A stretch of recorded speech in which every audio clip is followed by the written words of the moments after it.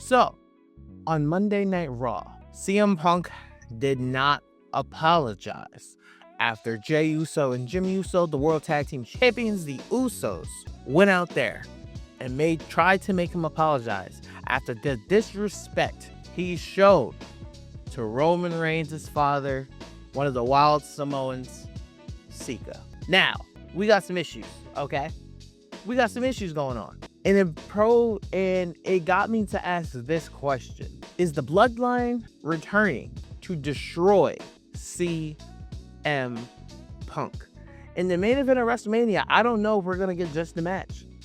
We might see a graveyard. I feel like they're going to try to dog walk CM Punk for those disrespectful comments he made. Because the comments CM Punk made, and not only did he say he's going to bury Roman Reigns next to his father, but then he stood 10 toes down on it after the Usos tried to level with him and say, bro, apologize. And he said no. Jimmy ended up snuffing him. Sorry. They punched him in the face. And as somebody, who's lost people, you got to get hit for that. You can't let somebody disrespect your family like that.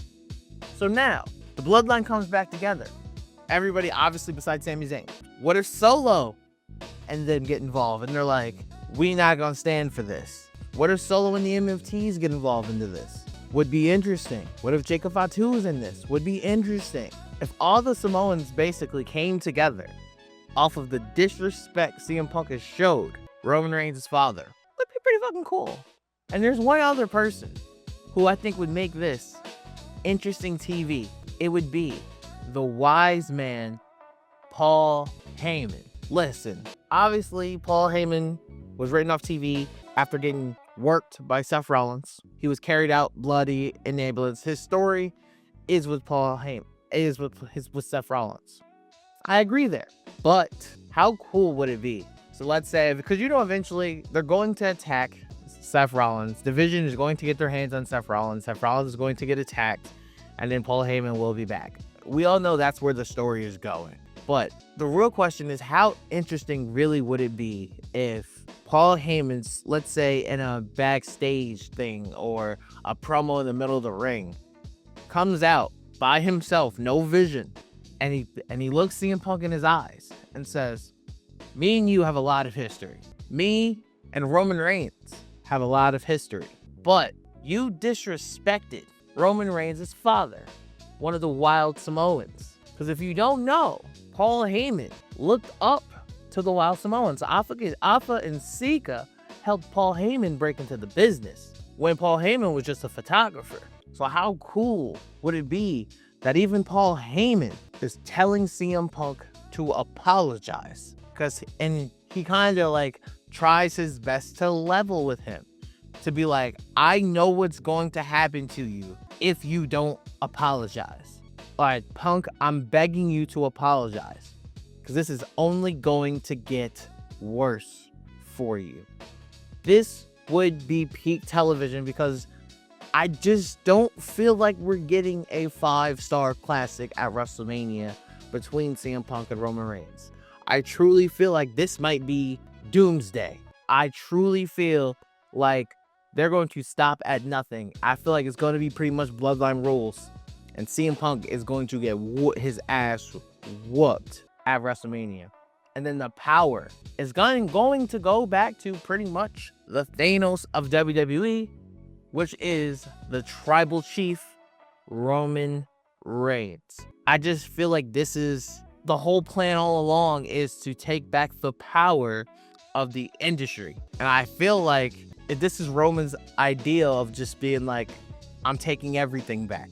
And you disrespected my family too? I feel like they're coming for blood and they're going for it all, bro. I just truly feel like if you add all of this TV, especially on the dates Roman's not there, it would make peak TV. Especially if you saw the way Jay was acting, where Jimmy was trying to be like, bro, I just need you to apologize. And you could see Jay was seething bro, I'm gonna slap you, dog. Bro, you need to apologize. You disrespected my family.